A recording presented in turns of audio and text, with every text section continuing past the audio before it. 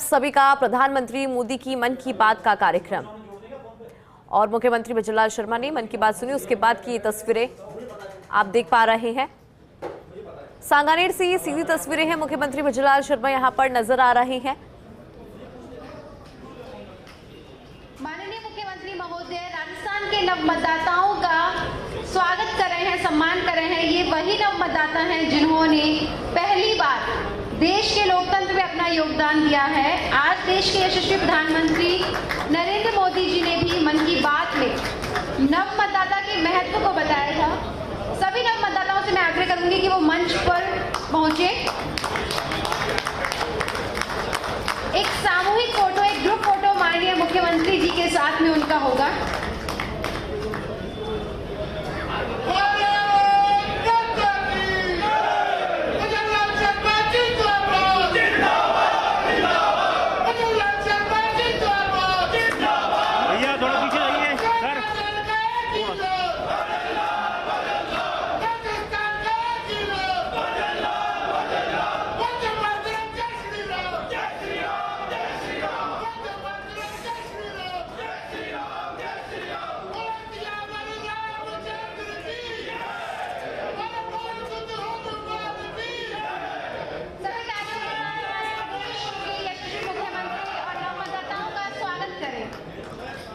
और चलिए इस पूरे कार्यक्रम को समझते हैं। हमारे साथ में senior special correspondent Vinod Singh Chauhan ji जुड़ गए हैं। विनोद जी, नव मतदाता जो है उनका सम्मान यहाँ पर और ज़रूरी भी हो जाता है क्योंकि पहली बार अपने मतों का उन्होंने प्रयोग किया, तो बेहद अलग एक्सपीरियंस होता है। क्या जानकारी आपके पास? मतदाता दिवस के अवसर पर प्रधानमंत्री नरेंद्र मोदी ने 130वें संस्करण में अपने मन की बात करी।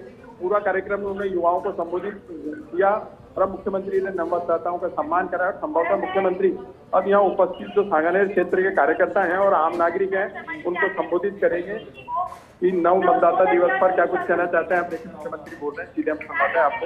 मुख्यमंत्री लोगों के बीच अपनों के बीच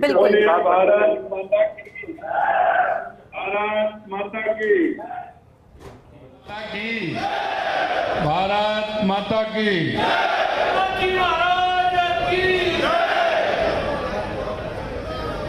आज के इस मन की बात के कार्यक्रम में सबसे पहले तो मैं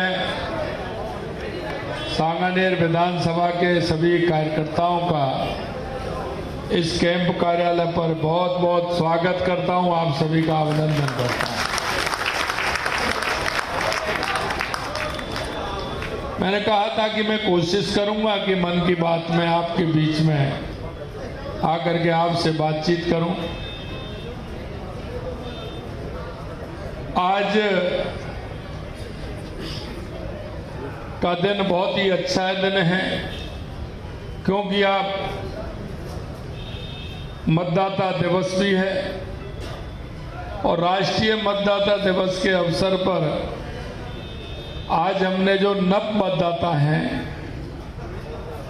उनको सम्मानित भी किया है और स्वागत भी किया है। मैं प्रदेश के सभी नव मतदाताओं का आज बहुत बहुत स्वागत करता हूं, अभिनंदन करता हूं। आज के इस कार्यक्रम में हमारे पार्टी के सभी वरिष्ठ हैं, मंडल के अध्यक्ष हैं, सभी कार्यकर्तागण हैं। मैं उनसे भी कहना चाहता हूं कि हमारे सभी मंडल के अध्यक्ष और हमारे प्रमुख कार्यकर्ता जो हमारे मंडल में नव मतदाता जितने भी हैं, आप उनसे सभी से संपर्क करके हम उन सभी का स्वागत करेंगे और उनका अभिनंदन करेंगे क्योंकि वो एक मतदाता नहीं है। क्योंकि जब व्यक्ति वयस्क होता है तो उसको जिम्मेदारियों की भी उसके सामने कई तरह की जिम्मेदारी भी आती है। हम सिर्फ 18 साल के होने से वो मतदाता ही नहीं बनते, वो समाज के प्रति, राष्ट्र के प्रति उनका ये कर्तव्य भी बनता है कि हमारा राष्ट्र कैसा होना चाहिए, हमारा प्रदेश कैसा होना चाहिए,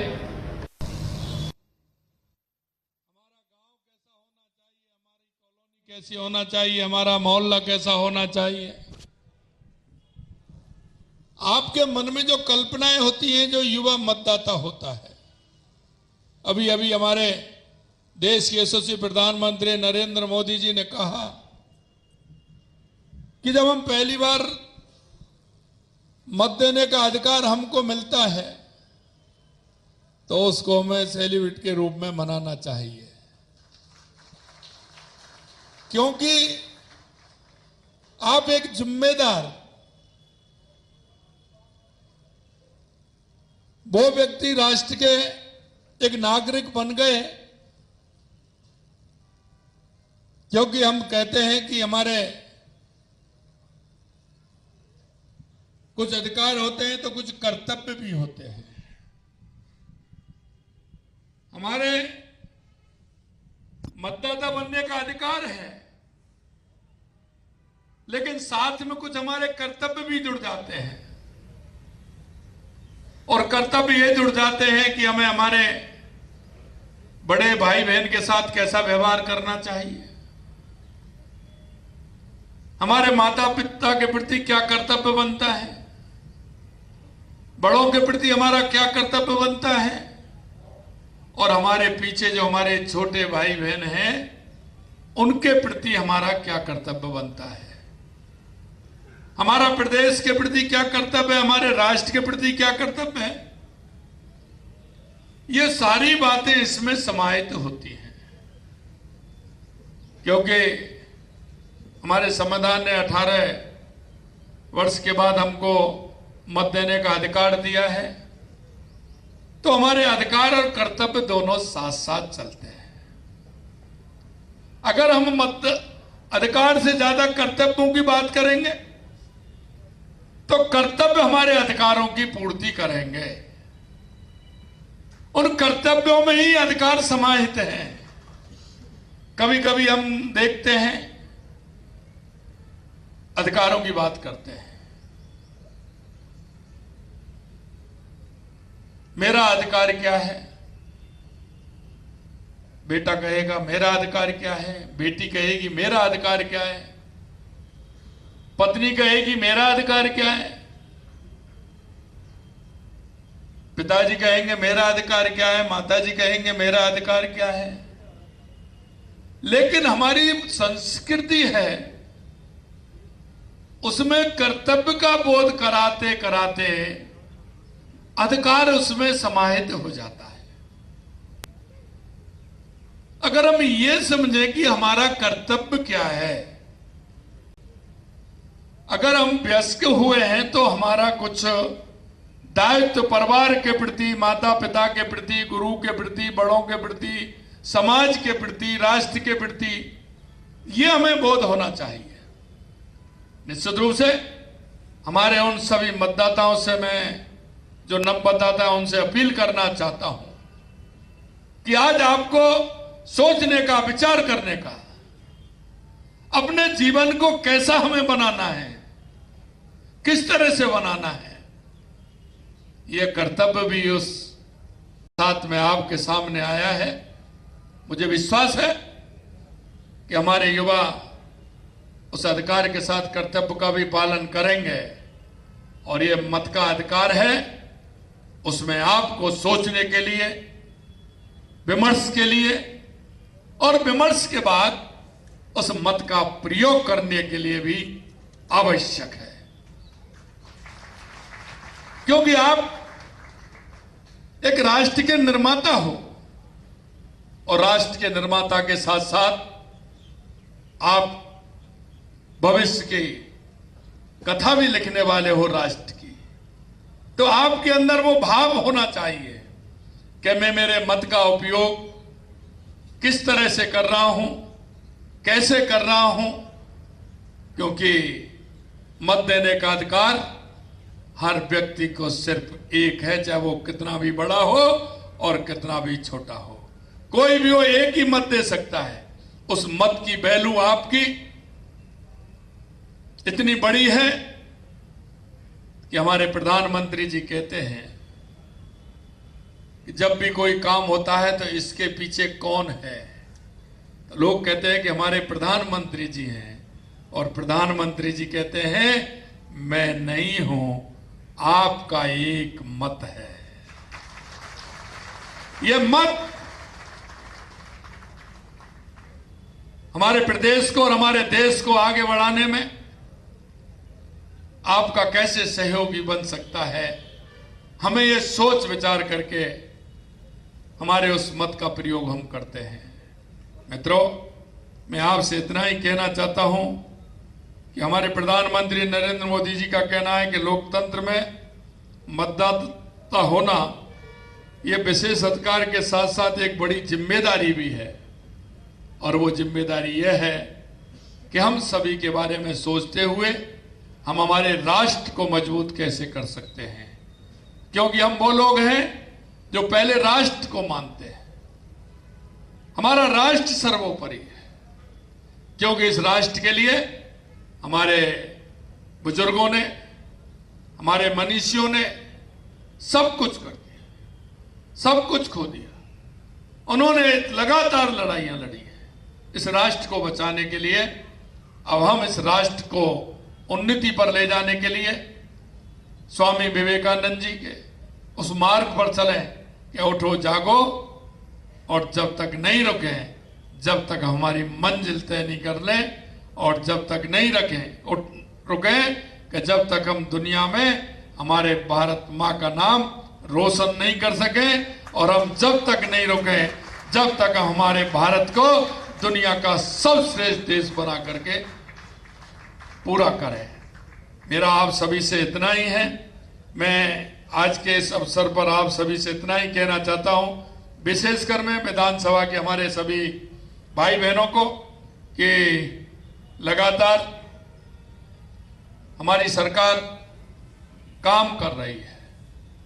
2 साल में आपने प्रदेश में बदलाव देखे होंगे, चाहे वो पानी के क्षेत्र में हो, बिजली के क्षेत्र में हो, शिक्षा के क्षेत्र में हो, चिकित्सा के क्षेत्र में हो, सड़क के क्षेत्र में हो, जहां भी हम कर सकते हैं।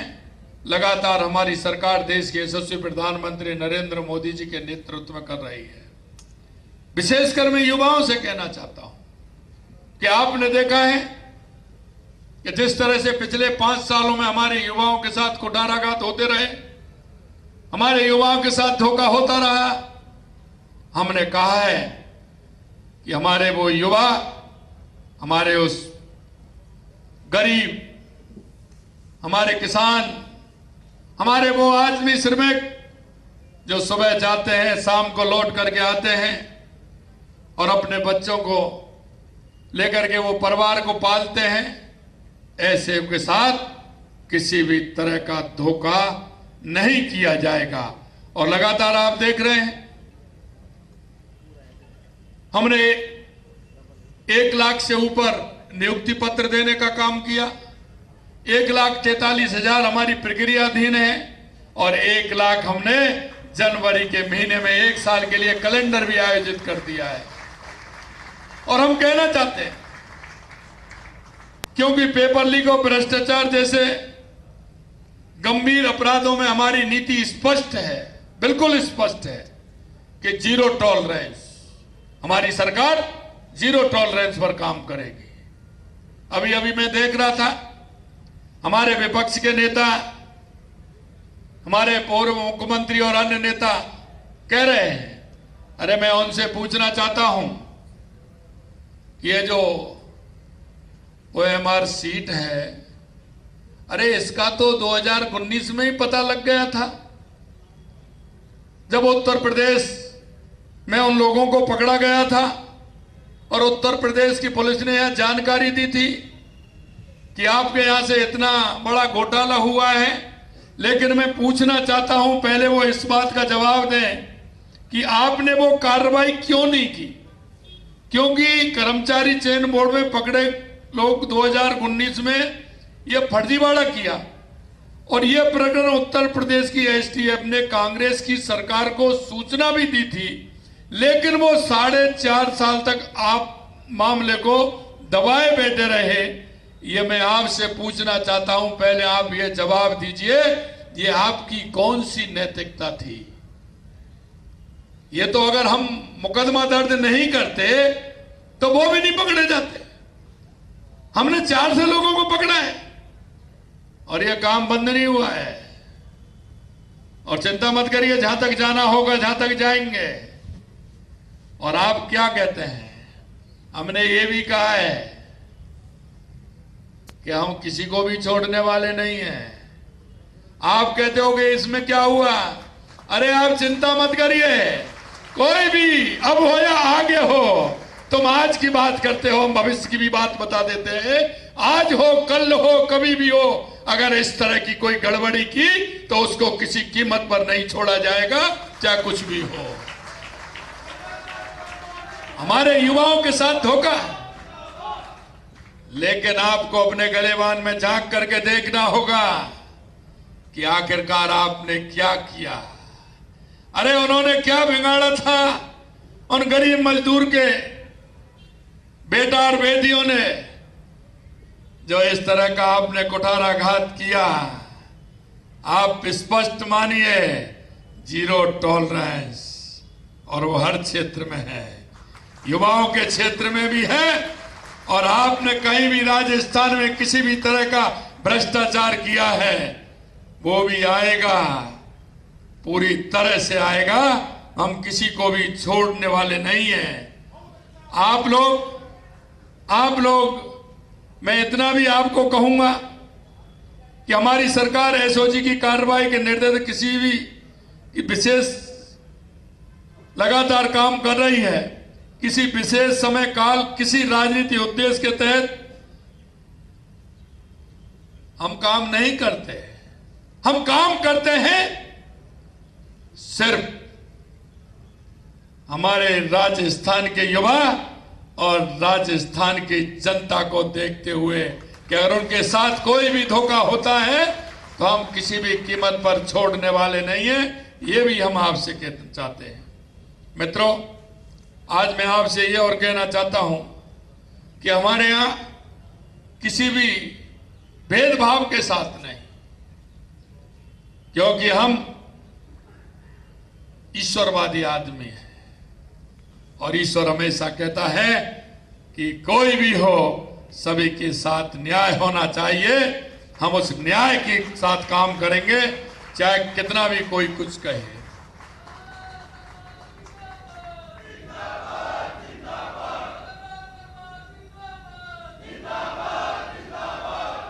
भाइयों, मैं आपसे इतना ही और निवेदन करूंगा, क्योंकि इस विधानसभा से आपने मुझे निर्वाचित किया है। निश्चित रूप से आपको और ज्यादा काम करना होगा, क्योंकि मेरे साथ साथ जिम्मेदारी आपकी भी है।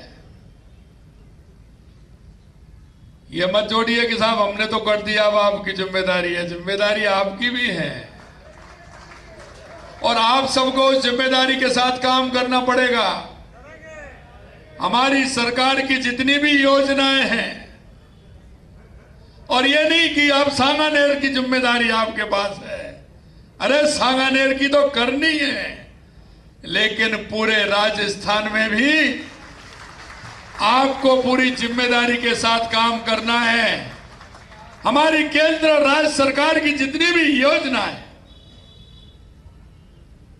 जितने भी हमारे गरीब हैं, बुजुर्ग हैं, दिव्यांग भाई हैं, हमारे युवा बहनें भाई हैं, हमारी सरकार की जो योजनाएं, चाहे वो केंद्र सरकार की हो या राज्य सरकार की हो, उन योजनाओं को भी हमें जो पात्र व्यक्ति हैं, उन पात्र व्यक्तियों तक उस योजना का लाभ कैसे पहुंचे, ये भी आपको करना है। और मैं आप सबसे पूछने वाला हूं, आप सभी से पूछने वाला हूं कि आपने कितने लोगों को इस योजना का लाभ दिलवाया है। आपके माध्यम से कितने लोगों को उस योजना का काम हुआ है। इसके साथ साथ ही मैं 2-3 बात और कहना चाहता हूं। अभी अभी हमारे देश के यशस्वी प्रधानमंत्री नरेंद्र मोदी जी ने मन की बात में कहा था, हम हमारे मंडल के अध्यक्ष, शक्ति केंद्र के संयोजक, बूथ के अध्यक्ष और आप सभी कार्यकर्ता भाई बहनों से भी कहूंगा कि हमारे मोहल्ले में, हमारे पार्क में, हमारी गली में अगर कहीं कोई किसी प्रकार की गंदगी है तो हमें स्वच्छता का ध्यान रखते हुए वो काम भी हमें करना है, क्योंकि स्वच्छता अगर रहेगी तो हम स्वस्थ भी रहेंगे और मस्त भी रहेंगे।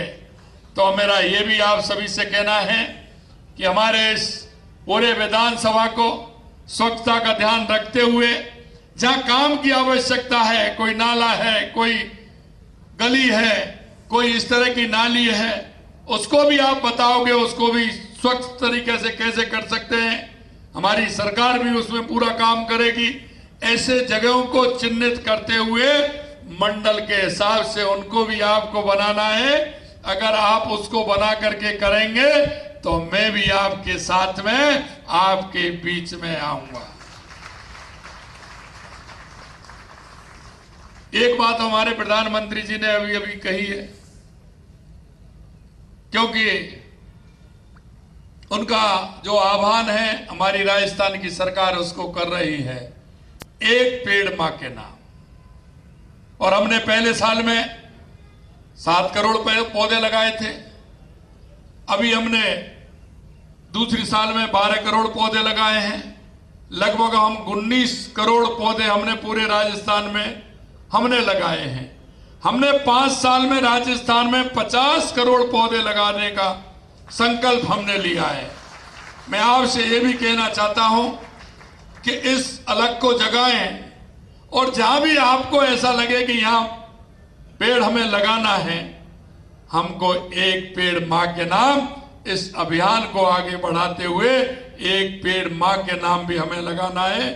मैंने पिछले दिनों, परसों के दिन, बसंत पंचमी के दिन मेरा पूरे राजस्थान के लगभग 75 लाख विद्यार्थी और उनके अभिभावक और अध्यापक, टीचर, उनसे मेरा संवाद हुआ था। 75 लाख, लेकिन लगभग वो 1 करोड़ के बीच में संवाद हुआ। मैंने उनसे भी आह्वान किया है कि एक पेड़ मां के नाम का हम ध्यान रखें। और विशेषकर मैं युवा साथियों से कहना चाहता हूं, हमारे नव मतदाताओं से भी मैं कहना चाहता हूं कि जिस वृक्ष के आपको फल खाने हैं और आपको अपने बड़ों को खिलाने हैं और अपने छोटों को खिलाने हैं, तो अभी से एक कोई फलदार वृक्ष और छायादार वृक्ष लगाएं, तो आपको चिरंजीवी रहना है। क्योंकि जब भी वो आप उस वृक्ष को देखेंगे तो आपकी मां की ध्यान आपको आएगी।